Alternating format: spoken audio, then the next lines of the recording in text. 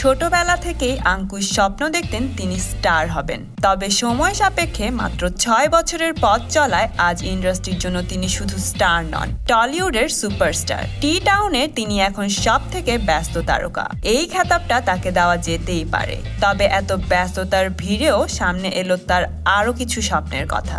বর্তমান ইন্ডাস্ট্রিতে একটু চোখটা বুলিয়ে নিলে দেখা যাবে অনেকেরই রয়েছে নিজস্ব প্রোডাকশন হাউস। তালিকায় রয়েছেন প্রসেনজিৎ চট্টোপাধ্যায়, জিৎ, দেব, যিশু, পরমব্রত, এমনকি বাদ যায় না সোহমও। তবে এবার আঙ্কুশও চাইছেন নিজের প্রোডাকশন হাউস।